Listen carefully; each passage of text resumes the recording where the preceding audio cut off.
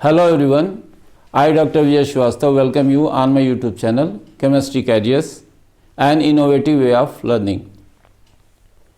Previous videos में हमने some basic concepts of chemistry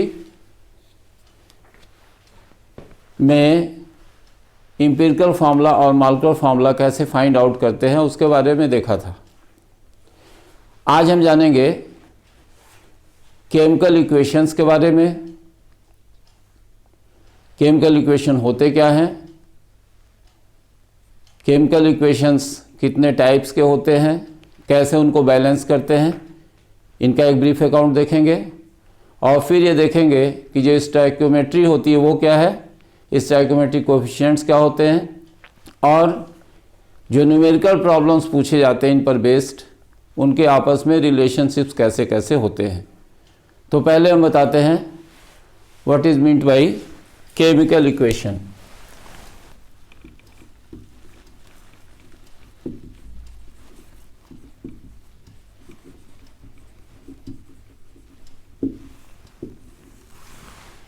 तो केमिकल इक्वेशन एक मेथड है रिप्रेजेंटेशन का जिसकी सहायता से हम किसी रिएक्शन में पार्टिसिपेट करने वाले रिएक्टेंट्स और प्रोडक्ट्स को रिप्रेजेंट करते हैं. यानी chemical equation is a way of representation by using symbols of elements and formula of the compounds. जैसे हम कह रहे हैं कि पोटेशियम क्लोरेट के डिकम्पोजिशन से ऑक्सीजन मिलती है. Potassium chlorate on decomposition gives oxygen. तो पोटेशियम क्लोरेट रिएक्टेंट है तो हम उसका फॉर्मूला लिखेंगे KClO3 और डिकम्पोजिशन इसका होगा तो KCl बनता है और ऑक्सीजन निकलती है. तो ये पोटेशियम क्लोराइड का फॉर्मूला और ये ऑक्सीजन का फॉर्मूला है. इसका बैलेंस्ड इक्वेशन ऐसे लिखते हैं. तो ये रिएक्टेंट है और ये जो होते हैं ये प्रोडक्ट्स हैं.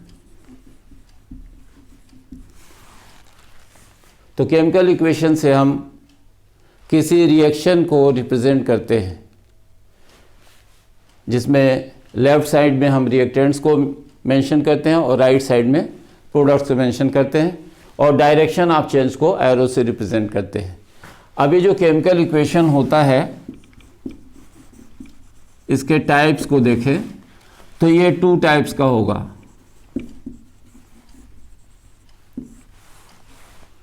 नंबर 1 बोलते हैं इसको स्केलेटन इक्वेशन.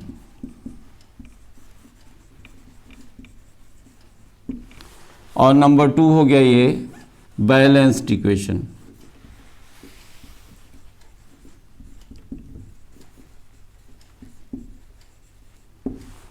स्केलेटन इक्वेशन सिर्फ ये बताता है कि रिएक्टेंट्स कौन कौन से पार्टिसिपेट कर रहे हैं और केमिकल चेंज के फलस्वरूप कौन कौन से प्रोडक्ट फॉर्म हो रहे हैं. जैसे इसी रिएक्शन में अगर हम स्केलेटन इक्वेशन रिप्रेजेंट करें तो इसमें लिखेंगे हम KClO3 जो रिएक्टेंट है वो थर्मल डिकम्पोजिशन से पोटेशियम क्लोराइड और ऑक्सीजन देता है. तो ये रिएक्टेंट हो गया और ये प्रोडक्ट्स हो गए. ये बैलेंस्ड इक्वेशन नहीं है क्योंकि इसमें जो डिफरेंट एलिमेंट के एटम्स हैं वो इक्वल नंबर में दोनों साइड में नहीं है. तो ये कहलाता है स्केलेटन इक्वेशन. इसी तरह से हम लिखें अमोनिया का ऑक्सीडेशन होता है तो ऑक्सीडेशन से नाइट्रिक ऑक्साइड बनती है और वाटर बनता है. तो ये दोनों स्केलेटन इक्वेशन है. ये भी स्केलेटन इक्वेशन है, ये भी स्केलेटन इक्वेशन है. लेकिन अगर इस इक्वेशन को हम इस वे में रिप्रेजेंट करें कि लेफ्ट साइड में और राइट साइड में जो डिफरेंट एलिमेंट के एटम्स हैं उनकी नंबर इक्वल हो जाए तो ये कहलाएगा बैलेंस्ड केमिकल इक्वेशन. जैसे हम इक्वेशन नंबर 1 कर लें इसको, इक्वेशन नंबर 2. तो इक्वेशन 1 के लिए हम लिख सकते हैं इस तरह से 2KClO3 हीट किया इसको और ये बनता है 2KCl प्लस 3O2। सेकेंड के लिए अगर रिप्रेजेंटेशन दें तो 4NH3 प्लस 5O2, इससे मिलता है 4NO प्लस 6H2O। तो बताया कि ये जो केमिकल इक्वेशन है वो दो तरह से किस तरह से हुए। Skeleton equation means unbalanced equation, और balanced equation means the equation having equal number of atoms of different elements on both sides. तो ये बता दिया आपको कि केमिकल इक्वेशन होता क्या है और इसके टाइप्स क्या क्या हैं। अब देखेंगे कि केमिकल इक्वेशन को हम बैलेंस कैसे करते हैं, how to balance chemical equations. तो केमिकल इक्वेशंस को बैलेंस करने के लिए डिफरेंट मेथड्स यूज़ किए जाते हैं। मेथड्स के नाम हम आपको बता रहे हैं कौन कौन से मेथड्स हैं। डिटेल्स हम यहाँ नहीं देखेंगे उनके बारे में, इसलिए कि कंपटीशन के सेगमेंट में बैलेंसिंग नहीं पूछी जाएगी, मोस्टली प्रॉब्लम्स पूछे जाते। तो मेथड्स हम देख रहे हैं यहाँ पर, मेथड्स ऑफ बैलेंसिंग।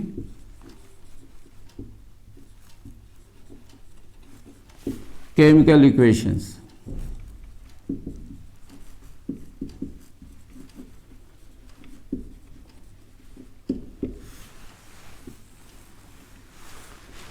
तो इसमें जो मेथड्स यूज़ करते हैं ये 4 टाइप्स के मेथड्स हैं।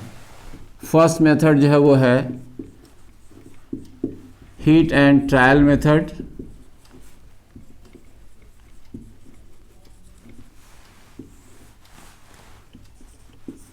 नंबर 2 है पार्शियल इक्वेशन मेथड।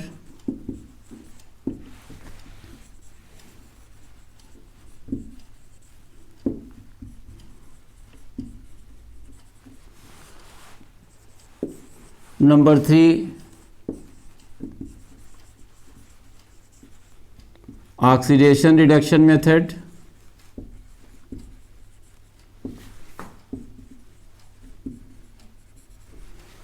और नंबर 4 है आयन इलेक्ट्रॉन मेथड।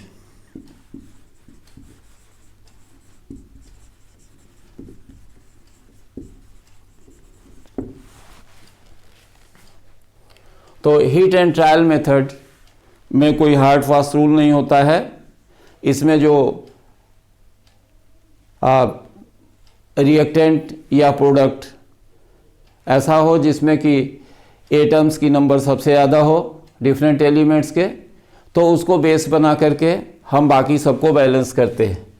जो पार्शियल इक्वेशन मेथड होता है उसमें हम जो गिवन इक्वेशन है उसको डिफरेंट सेगमेंट्स में ब्रेकअप कर लेते हैं और ब्रेक करने के बाद से फिर उनको जो था अलग अलग बैलेंस करके फिर ऐड करते हैं इस वे में कि इंटरमीडिएट प्रोडक्ट्स जो होते हैं वो कैंसिल आउट हो जाते हैं और फाइनल इक्वेशन हमको मिल जाता है। ऑक्सीडेशन रिडक्शन मेथड में 2 हाफ रिएक्शंस, एक ऑक्सीडेशन के लिए और एक रिडक्शन के लिए अलग अलग बैलेंस करके ऐड कर देते हैं। और आयन इलेक्ट्रॉन मेथड में हम आयन्स और इलेक्ट्रॉन की सहायता से इक्वेशन को बैलेंस करते हैं। तो ये एक ब्रीफ आउटलाइन हमने बताया कि मेथड्स जो यूज़ होते हैं वो कौन कौन से हैं और कैसे इनको यूज़ किया जाता है। अब आगे इसमें हमको देखना होगा स्टोइकियोमेट्री और stoichiometric coefficients.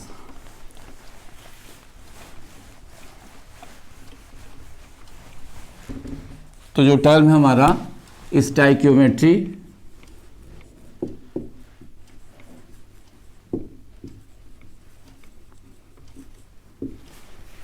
And stoichiometric coefficients.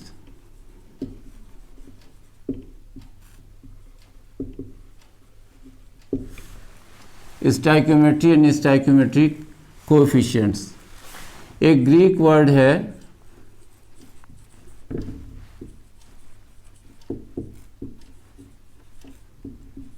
स्टाइकियान जिसका मतलब होता है एलिमेंट्स और मेट्रॉन जिसका मतलब होता है मेजरमेंट।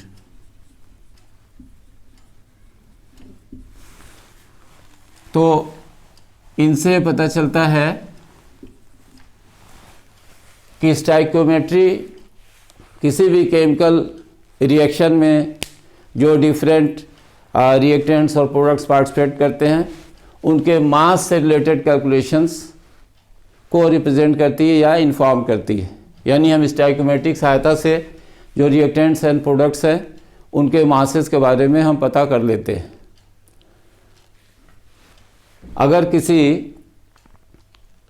केमिकल रिएक्शन का बैलेंस्ड इक्वेशन लिखा जाए तो उस बैलेंस्ड इक्वेशन में जो रिएक्टेंट्स के जो फार्मूला हैं, जो प्रोडक्ट्स के फार्मूला हैं, उनके पहले जो न्यूमेरल्स लिखे जाते हैं वो न्यूमेरल्स कहलाते हैं स्टाइकियोमेट्रिक कोएफिशिएंट्स। ये रिप्रेजेंट करते हैं कि एक्चुअली किसी बैलेंस्ड इक्वेशन में कितने मॉलिक्यूल्स किस पर्टिकुलर रिएक्टेंट के पार्टिसिपेट कर रहे हैं और कितने मॉलिक्यूल्स किसी पर्टिकुलर प्रोडक्ट के पार्टिसिपेट कर रहे हैं। जैसे ये इक्वेशन हम पहले वाला ही ले रहे हैं, 4NH3 + 5O2, इसे हमने 4NO + 6H2O। तो ये इक्वेशन हमको बताएगा कि 4 मोल्स NH3 के और 5 मोल्स ऑक्सीजन के आपस में रिएक्ट करते हैं तो 4 मोल्स नाइट्रिक ऑक्साइड के फॉर्म होते हैं और 6 मोल्स H2O के फॉर्म होते हैं। हम मोल से कोरिलेट करके हम फाइंड आउट कर सकते हैं कि अमोनिया का कितना मास इस रिएक्शन में इन्वॉल्व हो रहा है और उसके करस्पॉन्डिंग ऑक्सीजन का कितना मास पार्टिसिपेट कर रहा है रिएक्शन को कंप्लीट करने के लिए, और उसी तरह से जो प्रोडक्ट्स बन रहे हैं नाइट्रिक ऑक्साइड और वाटर, इनके कितने अमाउंट से कितने मासेज इसमें प्रोड्यूस हो रहे हैं। तो स्टाइकियोमेट्रिक कोएफिशिएंट्स हमको बताएगा कि कितने मॉलिक्यूल्स या कितने मोल्स रिएक्टेंट्स के पार्टिसिपेट कर रहे हैं और कितने मॉलिक्यूल्स या कितने मोल्स जो होते हैं वो प्रोडक्ट्स से पार्टिसिपेट कर रहे हैं। तो इस तरह से हमने एक ब्रीफ आउटलाइन जाना कि स्टाइकियोमेट्री क्या होती है और स्टाइकियोमेट्रिक कोएफिशिएंट्स क्या होते हैं। अब हमको जानना होगा कि इस पर बेस्ड जो कैलकुलेशंस होते हैं उन कैलकुलेशंस में कितने तरह के रिलेशनशिप्स इन्वॉल्व होते हैं। तो देखते हैं रिलेशनशिप्स को। तो जो रिलेशनशिप्स इसमें शामिल है या जो इन्वॉल्व होती है उसमें पहली रिलेशनशिप है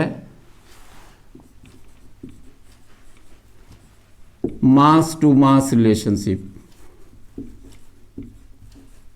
ये जो रिलेशनशिप हम देख रहे हैं इन रिलेशनशिप पर बेस्ड क्वेश्चंस पूछे जाते हैं। तो पहली रिलेशनशिप है मास टू मास रिलेशनशिप, दूसरी रिलेशन है मास टू वॉल्यूम रिलेशनशिप और तीसरी रिलेशन है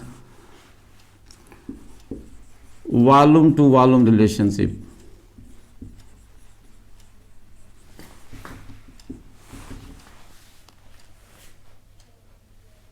अब मास टू मास रिलेशनशिप है तो मास टू मास रिलेशनशिप से हम मास से कोरिलेशन तो देखेंगे ही, यानी रिएक्टेंट के मासेज और प्रोडक्ट के मासेज में क्या कोरिलेशन इसको पता करेंगे। मास की सहायता से हम इसमें मोल्स फाइंड आउट कर सकते हैं। तो मोल्स का रिलेशन इसके मोल्स के साथ क्या है इसको फाउंड आउट कर सकते हैं। और अगर रिएक्टेंट्स के मोल्स के बारे में पता है तो मोल्स की सहायता से भी हम इसके मास के बारे में पता कर सकते हैं। तो ये रिलेशन हम देखते हैं। फिर इसमें सेकेंड में मास से हम इसके मोल्स के बारे में पता कर सकते हैं, मोल से फिर हम इसके मोल्स को फाइंड आउट कर सकते हैं, और इसके मोल्स की सहायता से हम वॉल्यूम फाइंड आउट कर सकते हैं। रिलेशन को भी रिप्रेजेंट करके अलग अलग देखेंगे कि ये कैसे निकालते हैं। वॉल्यूम टू वॉल्यूम रिलेशनशिप है, तो वॉल्यूम टू वॉल्यूम रिलेशनशिप से तो वॉल्यूम से हम वॉल्यूम को कोरिलेट कर सकते हैं मोल्स की सहायता से। इसके मोल्स और इसके मोल्स को फाउंड आउट करके हम जो होता है वो रिलेशनशिप्स के बारे में पता कर सकते हैं। तो देखते हैं कि ये चीज़ें कैसे होती हैं, मास टू मास रिलेशनशिप कैसे रिप्रेजेंट करते हैं। मान लेते हैं कि ए एक रिएक्टेंट है और बी प्रोडक्ट है, तो 1 by 1 इसको देखते हैं कि कैसे हम रिप्रेजेंट करते हैं। सबसे पहले रिलेशनशिप हम देखना चाहेंगे मास टू मास रिलेशनशिप। तो यहाँ रिप्रेजेंट करें हम अमाउंट या मास ऑफ ए, ये रिएक्टेंट है, इसे हम कोरिलेट करें इसके मोलर मास से, तो हम इसमें number of moles find out कर सकते हैं। नंबर ऑफ मोल्स ऑफ ए ये मिल जाएगा। और अगर ए से बी के कन्वर्जन में अगर हमको बैलेंस्ड केमिकल इक्वेशन पता है, तो ratio A to B in balanced chemical equation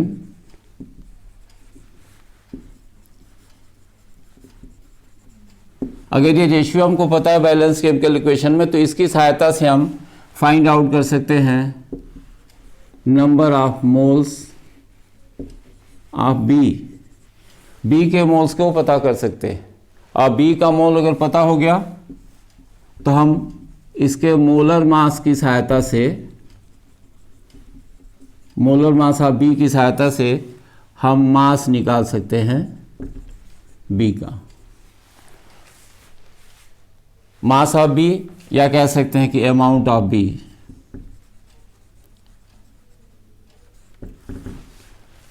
तो कहने का मतलब ये हुआ कि अगर हमको रिएक्टेंट ए का अमाउंट पता है, या रिएक्शन में पार्टिसिपेट करने वाले एक सब्सटेंस ए का मास पता है, तो इसको मोलर मास से कोरिलेट करके, यानी मास अपान मोलर मास, ये नंबर ऑफ मोल्स बताता है। n equals to mass upon molar mass. इस रिलेशन से हम number of moles find out कर लेते हैं। और फिर बैलेंस इक्वेशन में ए और बी का जो कोरिलेशन होता है, उसकी सहायता से हम ratio A upon B find out करते हैं, और इसे मल्टीप्लाई करके हम निकाल लेते हैं number of moles of B.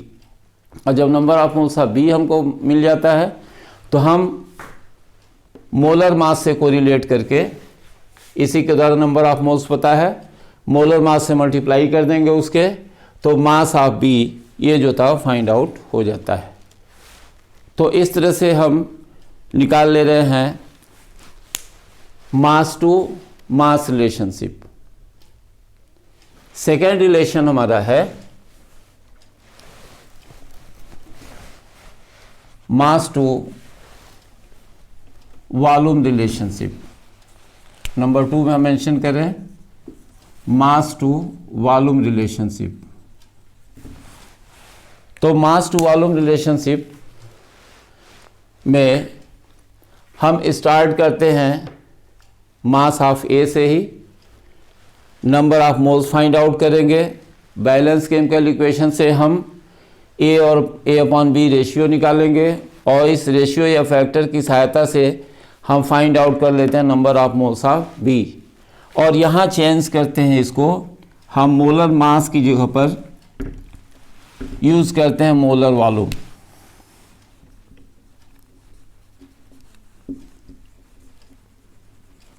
तो मोलर वॉल्यूम की सहायता से हम फाइंड आउट कर लेते हैं वॉल्यूम ऑफ बी।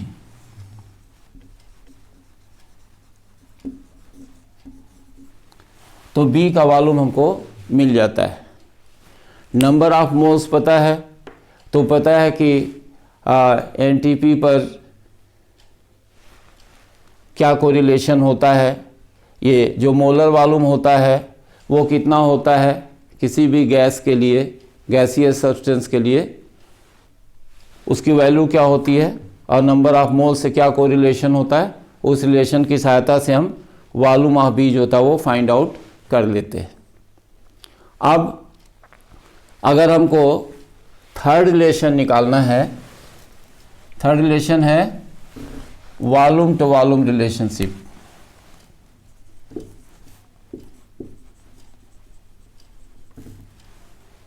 ये थर्ड रिलेशन है वॉल्यूम टू वॉल्यूम रिलेशनशिप। तो वॉल्यूम टू वॉल्यूम रिलेशनशिप में थोड़ा सा चेंज करते हैं यहाँ पर सिस्टम को, बाकी चीज़ें ऐसा रह जाती हैं। यहाँ मेंशन करते हैं वॉल्यूम ऑफ ए और यहाँ कोरिलेट करते हैं इसको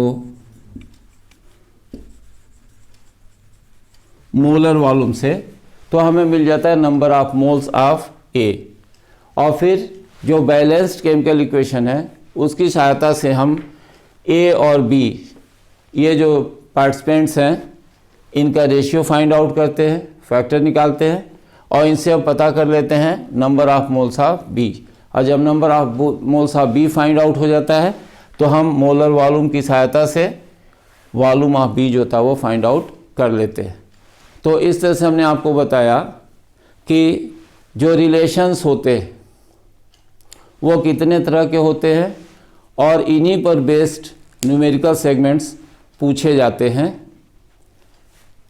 तो ये आपको तीनों तरह के रिलेशंस बताए और उम्मीद करते हैं कि ये रिलेशनशिप्स आपको समझ में आए होंगे। आगे न्यूमेरिकल प्रॉब्लम्स देखेंगे। तो मास टू मास रिलेशनशिप के लिए हम दो क्वेश्चंस आपके लिए लेके आए हैं, जिन्हें हम सॉल्व करके देखेंगे कन्वेंशनल मेथड से भी, और जो स्मार्ट मेथड होगा या जो रेशियो बताया गया पहले मास टू मास रिलेशनशिप कैसे फाइंड आउट करते हैं उसको यूज़ करके देखेंगे। दोनों में आप ये देखने कोशिश करेंगे कि किस में टाइम कम लग रहा है और किसको आप इजीली अंडरस्टैंड कर पा रहे हैं। जो मेथड आपको आसानी से समझ में आए वो आपके लिए ज़्यादा बेटर होगा, लेकिन कोशिश कीजिए कि जो स्मार्ट मेथड है अगर वो ठीक से समझ में आता है तो उससे निश्चित रूप से टाइम आप सेव कर सकते हैं कॉम्पिटिशन्स में। तो देखते हैं पहले वन बाय वन क्वेश्चंस को कन्वेंशनल मेथड से और फिर उसके बाद से जो मास टू मास रिलेशनशिप मेथड है उसकी सहायता से। तो हम पहले इसके लिए इक्वेशन फाइंड आउट करते हैं। क्वेश्चन है आपका, the action of steam on iron gives iron oxide if 14.4 gram of steam reacts with iron, how much mass of iron will be converted to Fe3O4। तो इसका इक्वेशन पहले लिखते हैं कि आयरन पर जो स्टीम है इसका रिएक्शन होगा तो क्या बनता है, ये बन रहा है आयरन ऑक्साइड जैसा मेंशन किया गया है और हाइड्रोजन इसमें निकल जाएगी। इस इक्वेशन को बैलेंस करें तो 3Fe प्लस 4H2O ये हो जाएगा 4H2। अब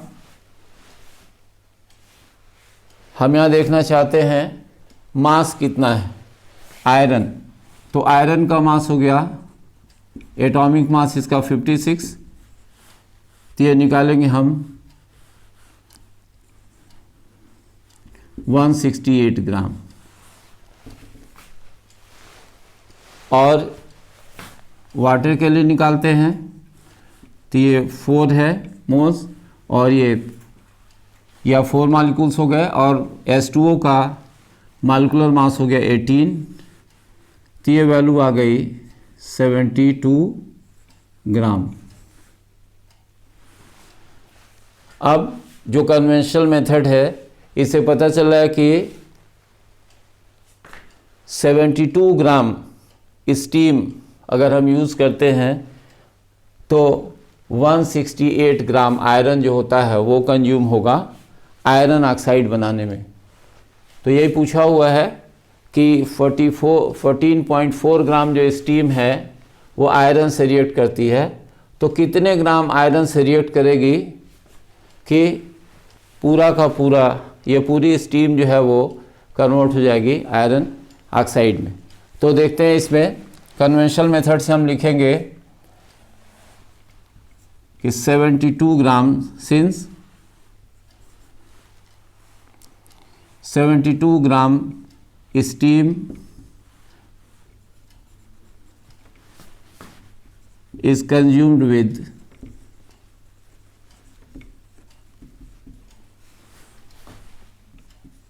168 gram of iron,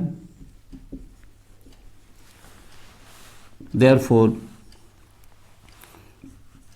14.4 gram of steam will be consumed with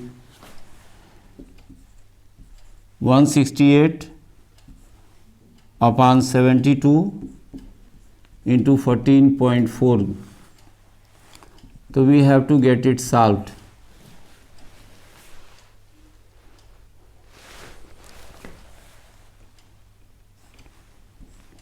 This will be 0.2, and if we multiply here we get here 33.6 ग्राम।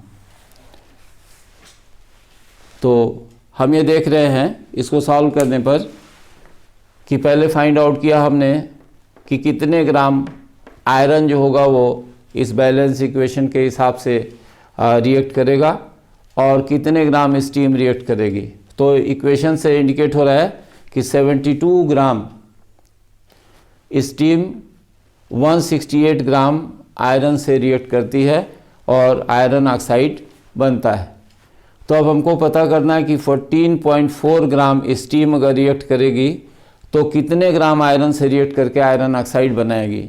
तो हमने लिखा क्या कि since 72 gram steam is consumed with 168 gram of iron, therefore 14.4 gram of steam will be consumed with, और ये calculation किया गया। तो कैलकुलेशन करके हमने फाइंड आउट किया कि वैल्यू 33.6 ग्राम आ रही है।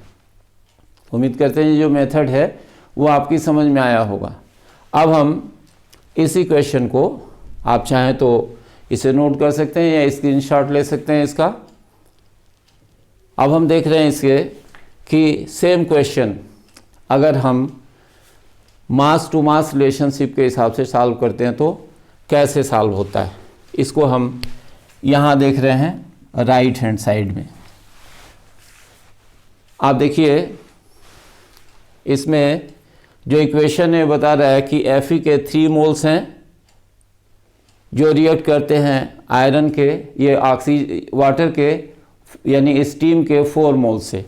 तो हमारा जो फैक्टर होगा, चूंकि हमको फाइंड आउट करना है आयरन का अमाउंट, तो हम आयरन वाले नंबर ऑफ मोल्स को ऊपर लिखते हैं और स्टीम के मोल्स को नीचे लिखते हैं।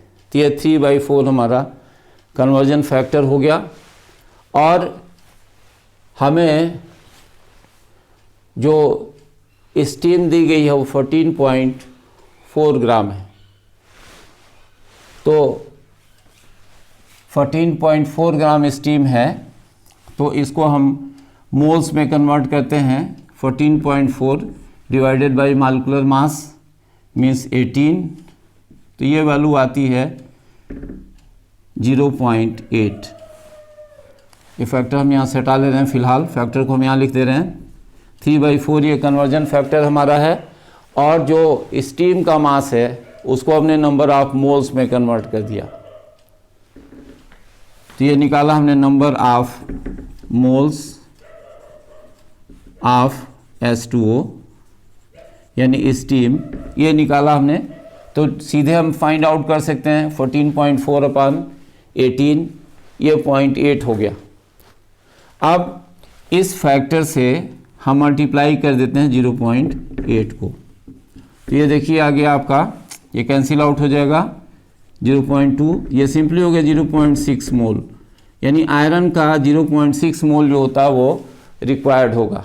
और हमको पता है कि आयरन का जो एटॉमिक मास है या जो मोलर मास है वो 56 है, तो हमको मास निकालना है आयरन का, तो हम 0.6 को मल्टीप्लाई कर देंगे 56 से, ये हो जाएगा 33.6 ग्राम। तो ये आपने देखा कि इसमें कैलकुलेशंस थोड़े इजी हैं, जो ही हमने नंबर ऑफ मोल्स में कन्वर्ट किया इसको, हमारा कैलकुलेशन बहुत इजी हो गया। इसमें कैलकुलेशंस में ये जो वैल्यूज़ आ रही हैं वो थोड़ी सॉल्व करने में टाइम टेकिंग हो सकती है, जबकि इसमें वैल्यूज जो होती हैं वो सिंपल वैल्यूज़ आ रही हैं, हम मल्टीप्लाई करके इसको इजीली फाइंड आउट कर सकते हैं। तो उम्मीद करेंगे कि क्वेश्चन दोनों मेथड से आपको समझ में आया होगा। अब हम देखते हैं सेकेंड क्वेश्चन को, आप इसे भी नोट कर सकते हैं दोनों मेथड्स को, और चाहे तो स्क्रीनशॉट भी ले सकते हैं।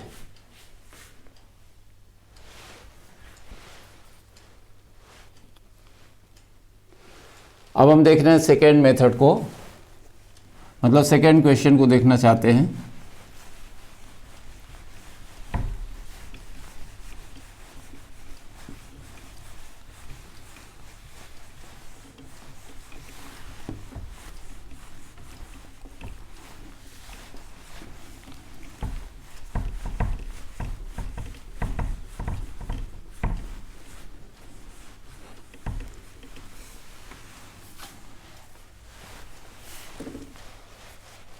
क्वेश्चन नंबर 2 हमारा है,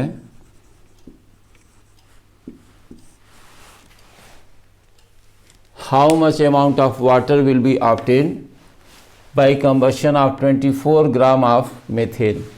यानी मेथेन का कंबशन होता है, मेथेन को जलाया जाता है ऑक्सीजन के द्वारा या एयर के द्वारा, और उस कंबशन में वाटर फॉर्म होता है।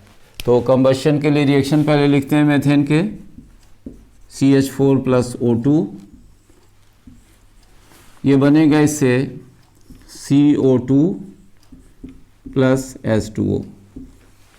कार्बन कन्वर्ट हो जाता है कार्बन डाइऑक्साइड में, और हाइड्रोजन ऑक्सीजन से कंबाइन करके वाटर फॉर्म करती है। इसको बैलेंस करें अगर, तो 4 एटम्स हैं इसके, यहाँ 2 से मल्टीप्लाई कर सकते हैं। इधर राइट साइड में ऑक्सीजन के एटम्स की नंबर 4 हो गई, यहाँ हम 2 से मल्टीप्लाई कर देंगे, इक्वेशन जो होगा वो बैलेंस हो जाएगा। अब इसमें मेथेन का मॉलिक्यूलर मास अगर निकालें हम, तो मॉलिक्यूलर मास इसका हो गया 12 प्लस ये हाइड्रोजन के लिए 4, तो ये 16 हो गया, यानी 16 ग्राम है ये। और इससे जो वाटर मिलता है, वाटर अगर निकालें तो H2O का मॉलिक्यूलर मास होता है 18, और इसे 2 से मल्टीप्लाई कर दें, ये वैल्यू आती है 36 ग्राम। अब ये कन्वेंशनल मेथड क्या बताता है, ये बताएगा कि since 16 gram methane gives 36 gram of water, therefore 24 gram of CH4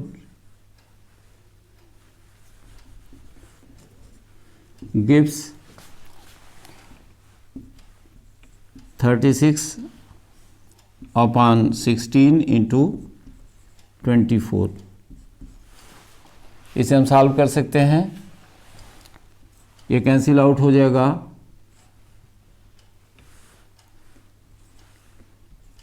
ऐसे, और 2 से कैंसिल आउट हो गया तो ये 18 हो गया। ये वैल्यू आ गई हमारी 54 ग्राम, जो वाटर मिलेगा वो 54 ग्राम होगा। तो ये कन्वेंशनल मेथड से हम लोग देख रहे हैं कि 16 ग्राम मीथेन के कंबशन से 36 ग्राम वाटर मिलता है, तो 24 ग्राम से कितना वाटर मिलेगा, तो 36 इसमें न्यूमरेटर हो गया, 16 डिनोमिनेटर हो गया और 24 से मल्टीप्लाई कर दिया गया। तो 8 से कैंसिल हो गया, ये 2 और ये 3 हो गया, और इसको कैंसिल आउट करेंगे तो 18 मल्टीप्लाई कर दिया तो 54 हो गया। यानी 54 ग्राम वाटर हमको मिलेगा 24 ग्राम ऑफ मीथेन से। तो ये हमने कन्वेंशनल मेथड से देखा कि कैसे इसको हम फाइंड आउट कर रहे हैं और वैल्यू कितनी आ रही है। अब हम जो मास टू मास रिलेशनशिप है इसके हिसाब से चीज़ों को देखना चाहते हैं। तो मास और मास रिलेशनशिप में ये फाइंड आउट हो रहा है कि 2 मोल्स H2O के 2 मोल्स हैं यहाँ पर, और मीथेन का 1 मोल है। तो हमको फाइंड आउट करना है वाटर के अमाउंट। तो ये हमारा कन्वर्जन फैक्टर हो गया 2/1। जिसको फाइंड आउट करना होता है उसको ऊपर और जिसे फाइंड आउट करना होता है उसको नीचे। ये कन्वर्जन फैक्टर हमारा हो गया। अब ये देख रहे हैं इसमें कि मीथेन का मास दिया हुआ है, तो मीथेन के मास को हम मोल में कन्वर्ट करें, number of moles of CH4 अगर फाइंड आउट करें तो 24/16, ये वैल्यू हो गई 1.5 की। तो 1.5 हो गया। अब हम निकाल सकते हैं नंबर ऑफ मोल्स वाटर का, यानी number of moles of water H2O। तो कन्वर्जन फैक्टर है 2/1 इंटू 1.5, यानी ये 3 मोल्स हो गए।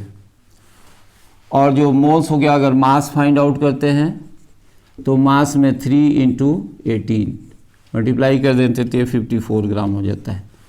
यानी आपको इस कन्वर्जन में सिंपल वे में चीज़ों को देखना पड़ा। सिर्फ आपने नंबर ऑफ मोल्स निकाला और कन्वर्जन फैक्टर से मल्टीप्लाई करके जो मोल है उसमें मॉलिक्यूलर मास से मल्टीप्लाई कर दिया। तो ये इस तरह से ये 54 हो गया। ये इसमें कैलकुलेशंस थोड़े इजी हैं और टाइम इसमें जो है वो कम लगेगा। निश्चित रूप से आप करके देखें, थोड़ा कॉन्फिडेंस अगर आपके अंदर हो जाता है तो आप कॉम्पिटिशन्स में अपना टाइम सेव कर सकते हैं। ये वीडियो आपको कैसा लगा आप कमेंट बॉक्स में कमेंट करके ज़रूर बताएं। ये जो वीडियोज़ हैं वो उसमें कोशिश की जा रही है कि आपको कॉन्सेप्ट्स क्लियर करके बताया जाए।